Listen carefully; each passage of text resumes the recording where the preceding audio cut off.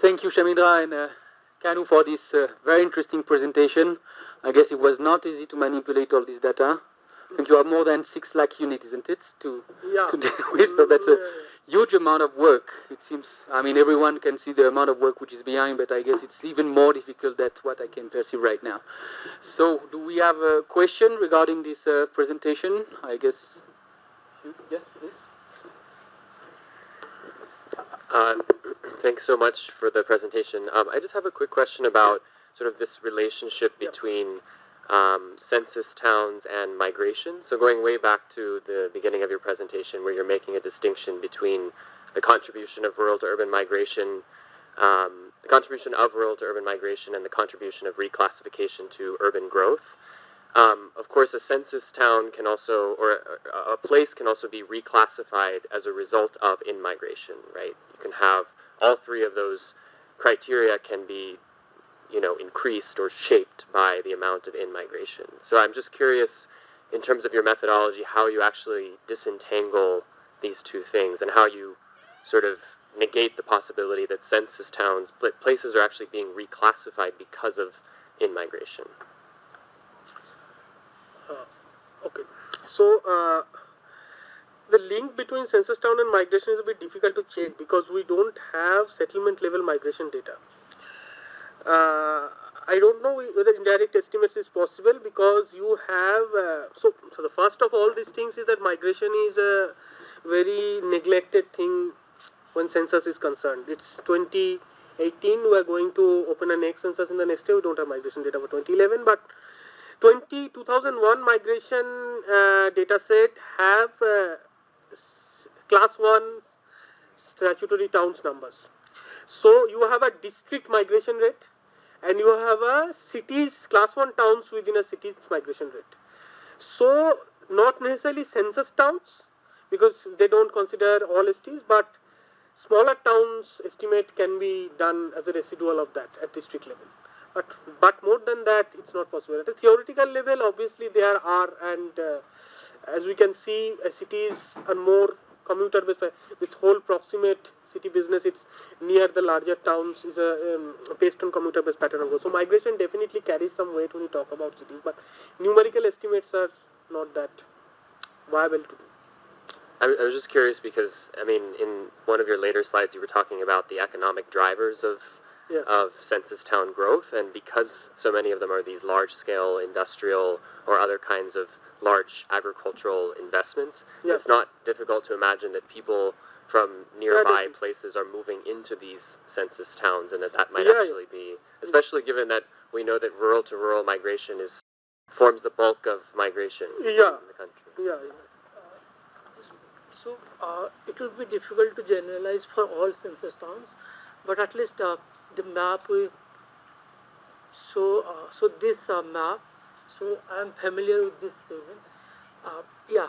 So actually here you have a large number of census towns and large number of industrial areas are around this area.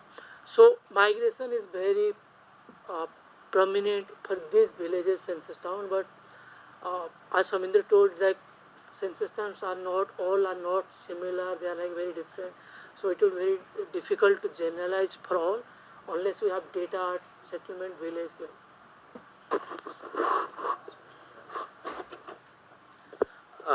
So one thing that it would be nice to have some, I think you've actually crunched the data, some more clarity on is how much of census town growth is happening due to population growth and how much is happening due to workforce changes, right? And just getting a sense of, so there's a story in which there's an industrial project. Population is not changing much, but this may perhaps get to some question. But the composition of the labor force is changing hugely, so it becomes a census town. Another story is that populations are changing. Composition of the labor force is not changing hugely. It was already non-farm labor, but now large numbers of people have come in and it's become a census town, right? So I wonder if that, in general, some sort of understanding of, because I think density maybe is whatever it is, right? But at least disentangling those two factors and what is driving census town growth. Perhaps there's variation. In some places workforce composition is, in some places population is. The other question I had, and I was asking Partho about this, is that is there a way of comparing at the settlement level changes in the population to some notion of fertility? Right. So I think Partho said that you can get age 0 to 1 data at the settlement level. Is that possible? So I'm not sure you get it for villages, but district level data is there, I know, but single year age returns is a very big data for. I mean, it's not migration because of other complications, but if we are able to compare population growth rates in some of these settlements versus what looks like a natural fertility rate, we get some sense of what the in movement and out movement in these areas will be. One thing that can be done is to just check the population from 91, 2001, 2011, see whether for any time the population has gone like abruptly. That's something one can do. Also, the similar applies for non-farm labor force. Whether 75%, but this is a 20 percentage point change. One thing that really prevents us is that the paucity of disaggregated labor force data at settlement level. Because 1991 census was the last. That's why we had to do all these approximations from 91 census and 2001 level. Percentage of non-farm labor. Yeah. So just even that enough, right? Which is how much of the change that we're seeing is being driven by changes in the labor force composition on that measure as opposed to changes in what? And I suspect it's different. But I suspect that you'll be able to pick up some of the stories that you're saying about what is happening in cluster CPR. You'll be able to pick up, you'll be able to correlate it to other things that are featured in the environment and populations.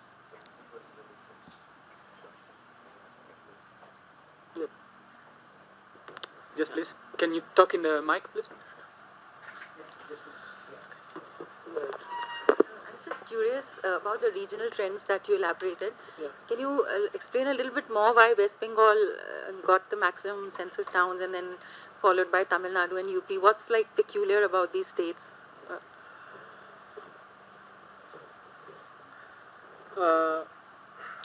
So in Tamil Nadu, you can see that most of the census towns, a good press. If you go back to that slide, you need to analyze them.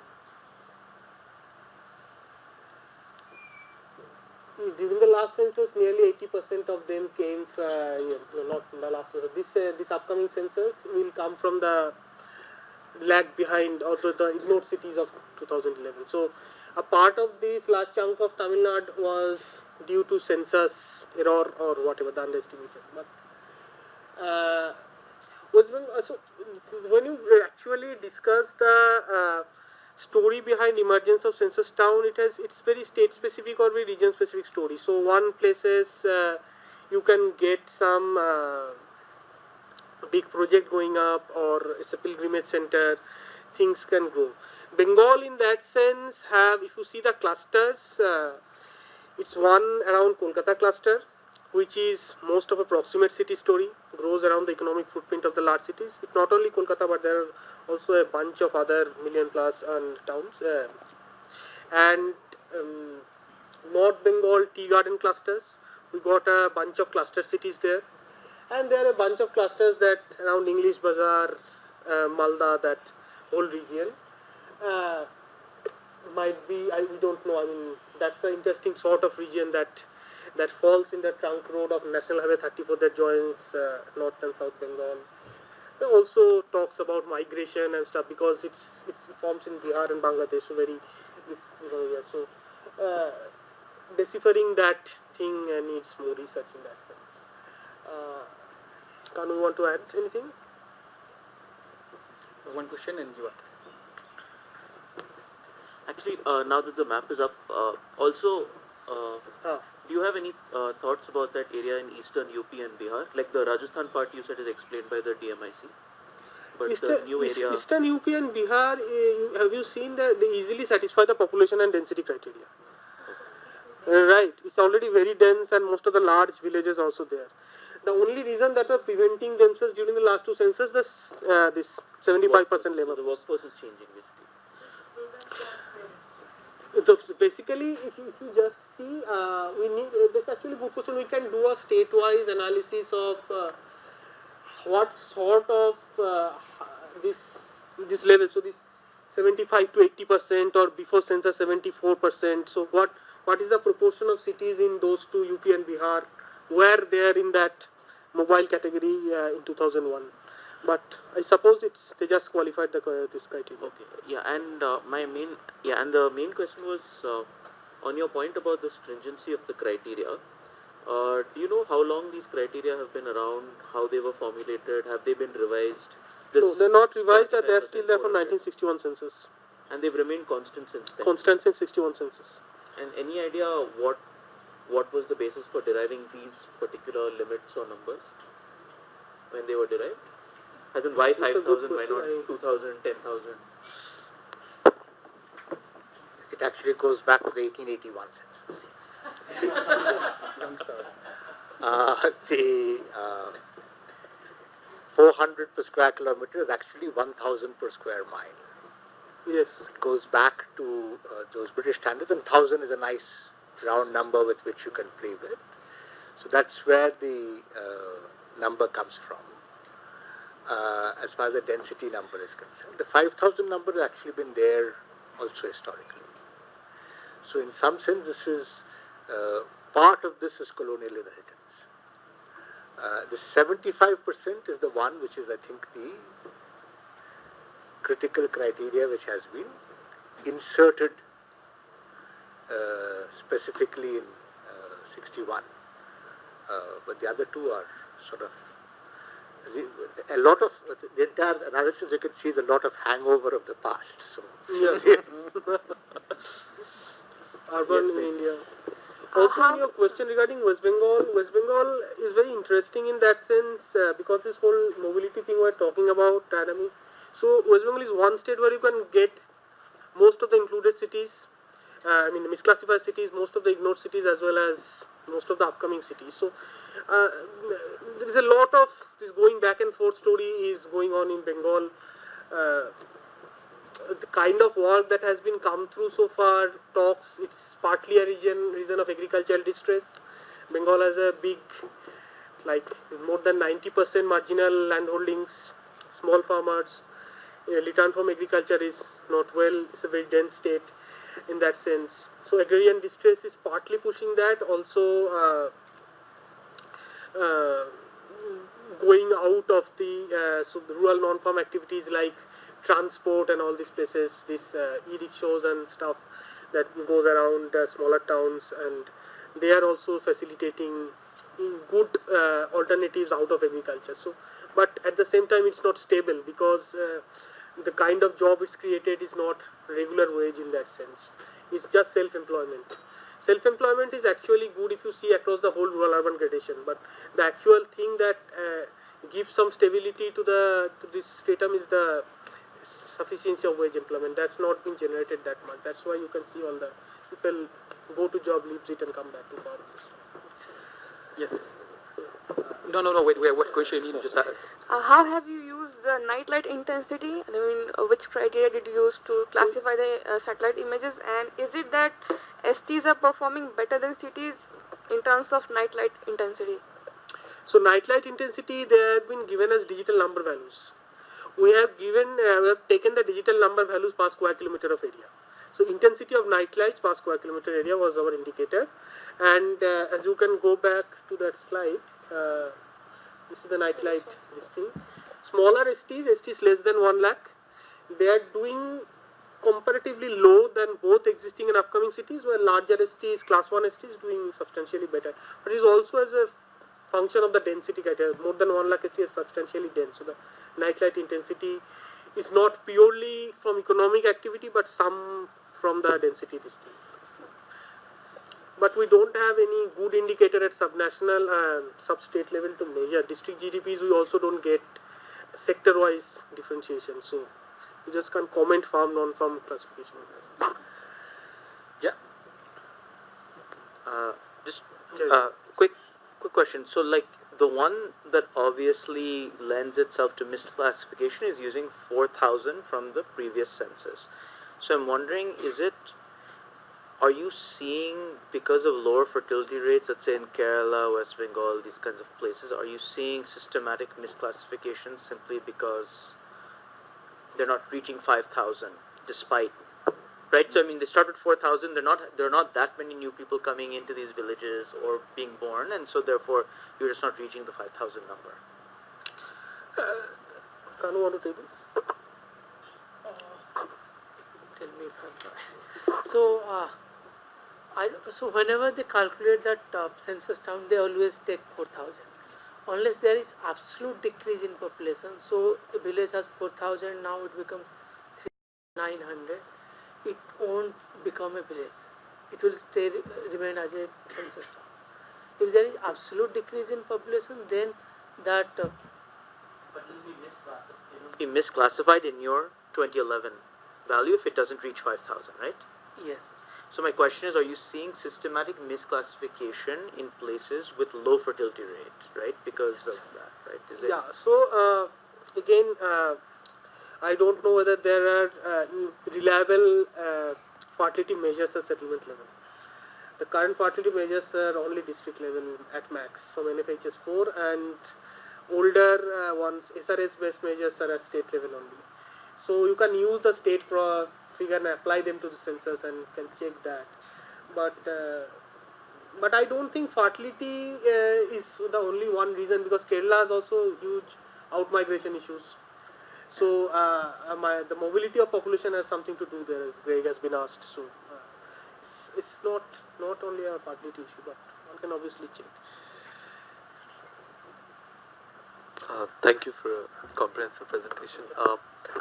My question actually deals with the statutory towns, and I'm just wondering, given the fact that there are so many state town planning legislations which have a lot of territorial jurisdictions like control areas, special planning areas, not just local planning jurisdictions that are counted under the statutory framework. I'm just wondering, can there be tallies between the census town, outgrowths, non-proximate ones, in relation to all these forms of new territorial jurisdictions that control areas and all these?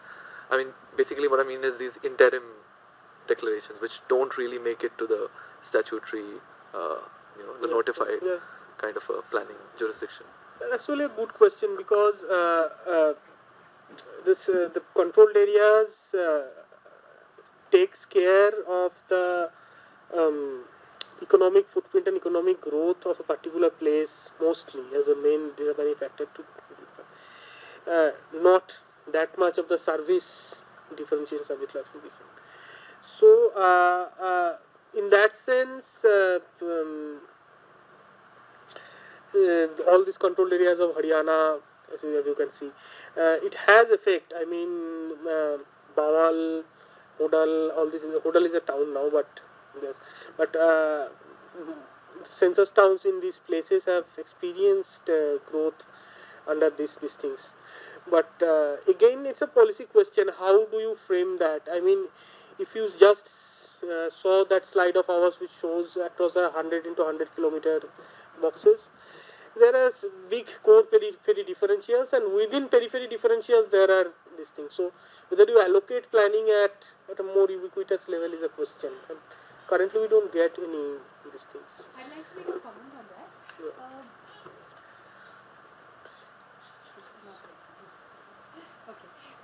So, I think some of the reasons why the agglomerations are, the policy reasons why agglomerations might be happening in census towns can be very diverse, as they've shown in their, very localized explanations for these things. Some of those explanations could actually be the absence of certain types of planning regulations. And, it would be too, at this level of abstraction to kind of come to the conclusion that we need to extend those planning regulations to those areas. It will be too early to do that. I just feel like there's there's quite a bit more to do before one can understand what's really going on from a perspective of how the planning in those areas should be regulated. I mean, I think Shamitra and Kanu are also agnostic about the governance arrangements in terms of, should they become urban? I mean, should they have the whole urban statutory town framework already, or are they not still ready for that? I think they're not. That's still an open question.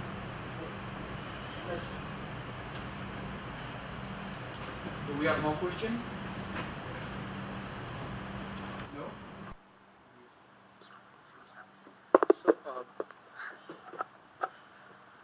So one is, of course, it would be useful to try and understand from what you are, especially the interstitial towns and the clusters that you put together,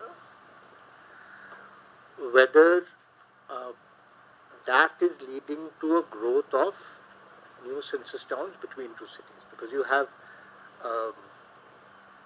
one of the things that you're putting together on the plan is a Delhi-Mumbai corridor, and you're saying that you have one class of towns which are interstitial towns, which are basically between two statutory towns. So, is there a process of infill development which sort of starts connecting these two towns together? So, if you're looking at an interstitial town which existed in 1991, an interstitial census town, you actually now see a cluster of census towns in that particular space. And then, to what extent is that, or maybe it has become what they're calling a peripheral census town or structure in some sense. So that's one. So, be useful to. I'm just making that suggestion in a broader sense of trying to understand how the what is the progress of this particular thing over time. The second question that I was trying to get, I think a lot of it has come up in some sense, is part of the reason why census towns happen is because states do not recognize them as statutory towns. Right? So, to what extent have you actually looked at that issue? For example, in Bengal, the threshold is the most extreme case, and the threshold for recognition of statutory towns is very high, 30,000. Right? So, until your population reaches 30,000, you cannot begin to become a statutory town. But since you have also done work on the difference in classification across urban areas, to what extent is this growth of census towns related to the idea of statutory towns? I mean, the definitions of statutory towns, which is a lot of your stories about census your analysis of the census towns has been what is becoming census, but it sort of leaves out the statutory framework for the municipal acts across and the variation across different states. And the third is sort of the question I think that a lot of people are grappling with here, which is for example, Pranav's work showed a lot of variation in rural-urban movements. Right? You're seeing villages becoming, going from farm majority to non-farm majority, majority to non-farm majority. So you looked at agricultural distress as one and a variation in that structure. Is there some way of looking at that movement back and forth, where there is, let us say, a lot of non-farm villages are becoming farm villages, a lot of farm villages are becoming non-farm villages? Districts of that type, do they show any relationship with the pattern of census town formation? Is that where there is a lot of volatility in non-farm activity, is that somehow related to the process of census town formation? That's one. These three kinds of stuff. And Greg, in terms of just thinking about your question about rural to rural migration, At the aggregate level, most of the rural to rural migration is for farm work. So I'm not sure how much it would contribute to the census town formation. It could. I mean, it's an open question, because I don't think one should look. It's an empirical question which one should look at. But at an aggregate level, most of this movement is essentially for work on the farm, and therefore it may or may not sort of put together. On the other hand, if it's movement to work on construction, then it might lead to this kind of structure. So there are two movements that have come through in that basis. So to what extent are these two things implemented?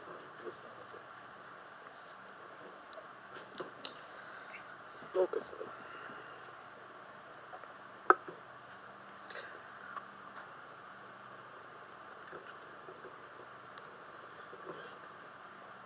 Any remark? So, the question of states' non-recognition of statutory towns is certainly possible, because already, Kanu, you have a database on that thing, and the growth of the upcoming towns and the existing towns can be done.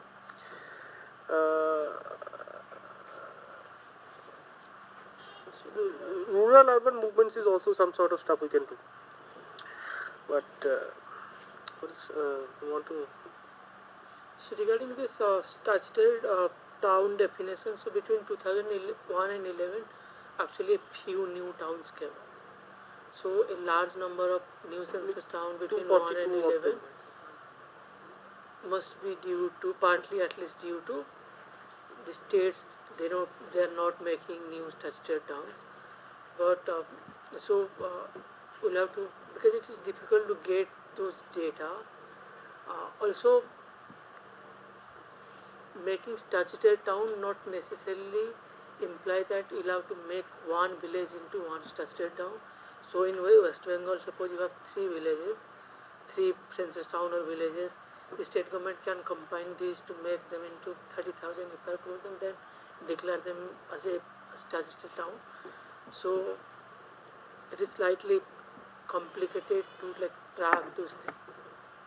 So it is partly like state politics, how they want to decide to make towns. And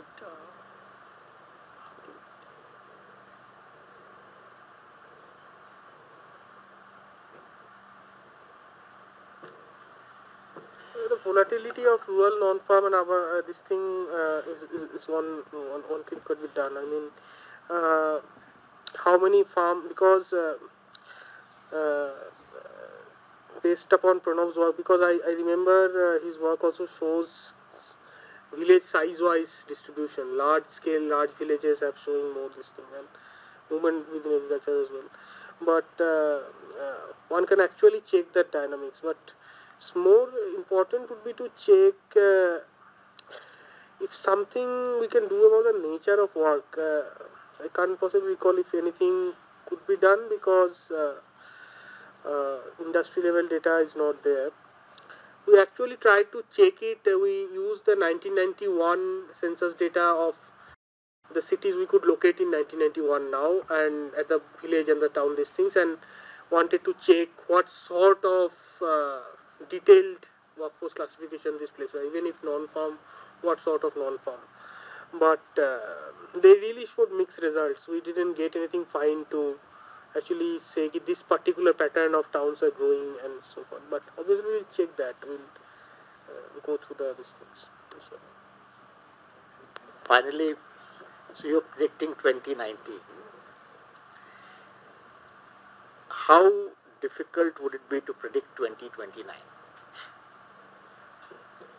Because that you're actually trying to predict which villages will actually cross these threshold in the 20, not the ones which have already crossed, but the ones which will cross the threshold on the 2021 census.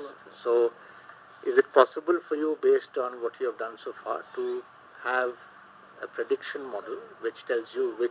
We need some sort of projection for the this thing. Simplest thing is to do a regression. From it. What are the village characteristics for this 21 census town in 2001? And then see, then you can do some sort of things, but I don't know. But one needs to again control for fertility and all at the settlement level, because natural increase is one thing that that's contributes substantially to urban growth, and which is a kind of thing that one can't get through regarding settlement level analysis. So we have one last question, I guess. Based on your findings that census towns actually seem to perform better than smaller statutory towns on a number of, you used water supply and sanitation. Is there a case for not notifying non-peripheral cities as statutory towns? I mean, these places seem to be doing better under rural governance than similarly sized places under urban governance. Not notifying non-peripheral cities as statutory towns. Let me add to that and saying that would you read that as evidence that under the 73rd and 74th Amendment, because there has been greater devolution of power to panchayats rather than census towns, so this is actually one evidence of the fact that more decentralization of power to panchayats has led to better services in census towns as opposed to statutory towns which have got relatively limited powers. How comfortable do you feel with that? So I think we did that thing. So we showed actually two things. Across the rural-urban spectrum is the difference, and within the rural spectrum is the difference. So when you see the panchayat table,